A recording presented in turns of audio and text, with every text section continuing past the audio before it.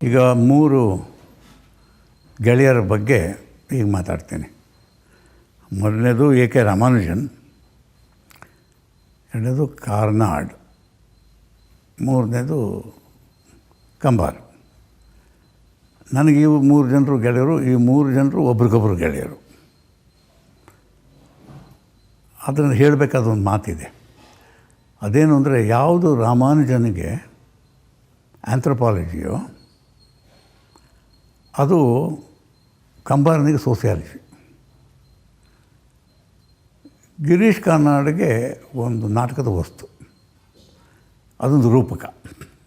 ಹೀಗೆ ಒಂದೇ ವಿಷಯ ಆ್ಯಂಥ್ರಪಾಲಜಿಯೂ ಆಗಿ ಸೋಸಿಯಾಲಜಿಯೂ ಆಗಿ ರೂಪಕವೂ ಆಗಿ ಇದ್ದಿದ್ದು ಈ 3 ಜನರ ನಡುವೆ.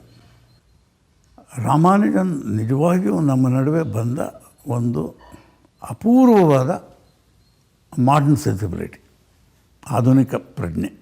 ಅವರು ಕನ್ನಡದ ದೈವನ್ನೇ ಬದಲಾವಣೆ ಮಾಡಿಬಿಟ್ರು.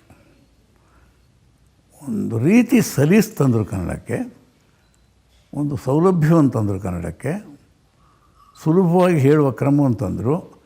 ಆದರೆ ಅವರು ತುಂಬ ಇಷ್ಟಪಡ್ತಾ ಇದ್ದ ಕಂಬಾರ್ ಕೂಡ ಆಳವಾದ ಮೌಖಿಕವಾದ ಸಂಪ್ರದಾಯದಲ್ಲಿ ಕಿವಿಯಿಂದ ಅರ್ಥವಾಗುವ ಹಾಗೆ ಬರಿತಾ ಇದ್ದವರು. ಆಡಿಟರಿ ಇಮ್ಯಾಜಿನೇಷನ್ ಅಂತಾರಲ್ಲ, ಅದು ಅದ್ಭುತವಾಗಿರೋದು ಬೇಂದ್ರೆಗೆ ಮತ್ತು ಕಂಬಾರನಿಗೆ. ಒಬ್ಬ ಲೇಖಕ ಸಂಪೂರ್ಣವಾಗಿ ತನ್ನ ಬರವಣಿಗೆಯಲ್ಲಿ ಆಧುನಿಕತೆಗೆ ವಿರೋಧಿ ಅಂತ ಒಬ್ಬ ಇದ್ದರೆ ಅದು ಕಂಬಾರ. ಅವರ ಆಧುನಿಕತೆಗೆ ವಿರೋಧಿ ಅವರು. ಒಂದೊಂದು ಸಾರಿ ಅನಿಸುತ್ತೆ, ಕಂಬಾರನಿಗೆ ಇದು ಯಾಕೆ ಸಾಧ್ಯವಾಯಿತು?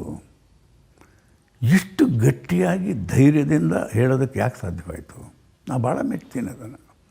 ಅದು ಯಾಕೆ ಸಾಧ್ಯವಾಯಿತು ಅಂದರೆ, ಅಂಥ ಒಂದು ಭಾಷೆಯೇ ಅವರಿಗೆ ಲಭಿಸಿತು. ಅವನ ನಾಟಕದಲ್ಲೆಲ್ಲ ಆತ ಎಡಪಂಥೀಯ.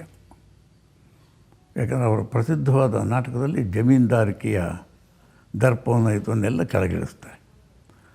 ಆಮೇಲೆ ಗಾಢವಾಗಿ ಹೆಣ್ಣಿನ ಪರವಾದ ಒಂದು ನಿಲುವು ಕೂಡ ಇದೆ. ಆದ್ದರಿಂದ ಇವನು ಕಾರ್ನಾಡಿಗೆ ಬಂದಾಗ ಕಾರ್ನಾಡು ಕೂಡ ಆಧುನಿಕ,